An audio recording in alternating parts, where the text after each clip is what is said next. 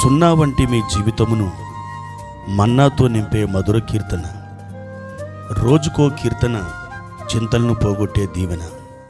December 20. నేటి మన ధ్యాన భాగము 142 కీర్తన 1 నుండి 7 వచనాలు. నేను ఎలుగెత్తి యెహోవాకు మరలిడుచున్నాను, ఎలుగెత్తి యెహోవాను బతిమాలుకొనుచున్నాను. బహు వినయముగా ఆయన సన్నిధిని నేను మొరపెట్టుచున్నాను. నాకు కలిగిన బాధ ఆయన సన్నిధిని తెలియజెప్పుకొనుచున్నాను. నాలో నా ప్రాణం కృంగియున్నప్పుడు నా మార్గము నీకు తెలియను. నన్ను పట్టుకొనుటకై నేను నడవవలసిన త్రోవలో చాటుగా పగవారు ఊరినొడ్డుచున్నారు. నా కుడి ప్రక్కను నిదానించు చూడుము. నన్నెరిగినవాడు ఒకడును నాకు లేకపోయెను. ఆశ్రయమేదియు నాకు దొరకలేదు. నా ఎడల జాలిపడువాడు ఒకడునూ లేడు. యెహోవా, నీకే నేను మొరపెట్టుచున్నాను. నా ఆశ్రయదుర్గము నీవే. సజీవులున్న భూమి మీద నా స్వాస్థ్యము నీవే అని నేను అనుకుంటుని. నేను చాలా కృంగియున్నాను. నా మొర్రకు చెవియొగ్గుము. నన్ను తరుమువారు నాకంటే బలిష్ఠులు. వారి చేతిలో నుండి నన్ను విడిపింపుము. నేను నీ నామమునకు కృతజ్ఞతాస్తుతులు చెల్లించినట్లు చెరసాలలో నుండి నా ప్రాణమును తప్పింపుము. అప్పుడు నీవు నాకు మహోపకారము చేసియుండుట చూచి నీతిమంతులు నన్ను బట్టి అతిశయపడుదురు. ప్రియమైన దేవుని బిడ్డలారా, ఈ ఉదయకాల సమయంలో ప్రభు మిమ్మల్ని దీవించునుగాక. ఆయన పరలోకపు సన్నిధి మీకు తోడుగా ఉంచునుగాక. కొంతమందికి గుహలంటే ఇష్టం ఉండదు. ఒకవేళ అలాంటి గుహల్లోకి వారు వెళ్ళినప్పటికీ ఎప్పుడెప్పుడు బయటపడదామా అని వాళ్ళు అనుకుంటూ ఉంటారు. దావీదు సౌలు నుండి తప్పించుకోవడానికి ఒక గుహలో దాక్కున్నప్పుడు అతని పరిస్థితి ఎలా ఉందో అర్థం చేసుకోవడానికి ఇది కొంతవరకు మనకి దోహదపడుతుంది. తన శ్రమలో అతడు 4 దిశలను గమనించాడు. మొదటిది, దావీదు తనలోనికి చూచుకున్నాడు. నేను ఎలుగెత్తి యెహోవాకు మరలిడుచున్నాను, ఎలుగెత్తి యెహోవాను బతిమాలుకొనుచున్నాను. బహు వినయముగా ఆయన సన్నిధిని నేను మొర్రపెట్టుచున్నాను. నాకు కలిగిన బాధ ఆయన సన్నిధిని తెలియజెప్పుకొనుచున్నాను. నాలో నా ప్రాణం కృంగియున్నప్పుడు నా మార్గం నీకు తెలియను. నన్ను పట్టుకొనుటకై నేను నడవవలసిన త్రోవలో చాటుగా పగవారు ఉరినొడ్డుచున్నారు అని దేవునికి ప్రార్థిస్తున్నాడు దావీదు. 1, 2, 3 వచనాలలో ఈ ఆవేదన దేవుని సన్నిధిలో అతడు వ్యక్తపరుస్తున్నాడు. అతడు లోనికి చూచుకొని ఇలా అన్నాడు, చూడండి, నేను శ్రమలో ఉన్నాను. నేను నా బాధను వ్యక్తం చేస్తున్నాను. నేను ఎంతో కృంగిపోయాను. స్వపరిశీలన కొన్నిసార్లు మనకు మంచిదే, కానీ అందులోనే అధిక సమయం గడపవద్దు. అలా చేస్తే మీరు కృంగిపోయే అవకాశం ఉంది. ఆ తర్వాత దావీదు సహాయం కొరకు చుట్టూ చూశాడు. 4వ వచనంలో, నా కుడి ప్రక్కను నిదానించు చూడుము. నన్నెరిగినవాడు ఒకడును నాకు లేకపోయెను. ఆశ్రయమేదు నాకు దొరకలేదు. నా ఎడల జాలిపడువాడు ఒకడును లేడంటున్నాడు దావీదు. మీకెప్పుడైనా అలాంటి పరిస్థితి మీకు ఎదురుపడిందా? నన్ను పట్టించుకునే వారు ఎవరు లేరు. అందరూ తమ స్వార్థమే వాళ్ళు చూసుకుంటున్నారు.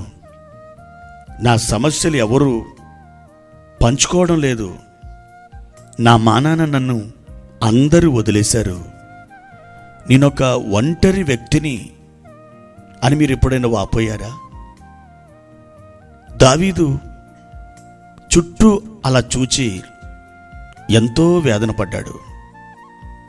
బహుశా అలాంటి పరిస్థితిలో మీరు కూడా ఇతరుల సమస్యల పట్ల కొంత సమయం వెచ్చించి ఇతరుల గురించి కొంత మీరు పట్టించుకునవలసినది. తనలోనికి తన చుట్టూ చూచిన దావీదుకు ఏం మిగిలింది? కేవలం నిరాశ మాత్రమే మిగిలింది. ఆ తర్వాత దావీదు పైకి చూశాడు. యెహోవా, నీకే నేను మొరపెట్టుచున్నాను.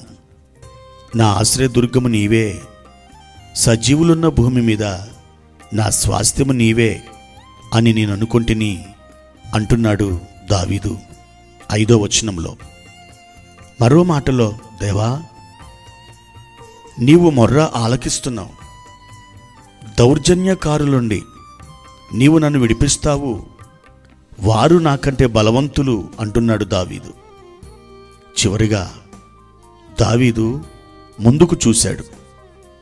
నేను నీ నామమునకు కృతజ్ఞతాస్తుతులు చెల్లించినట్లు చెరసాలలో నుండి నా ప్రాణమును తప్పింపుము. అప్పుడు నీవు నాకు మహోపకారం చేసి ఉండట చూచి నీతిమంతులు నన్ను బట్టి అతిశయపడుదురు అంటున్నాడు 7వ వచనములో.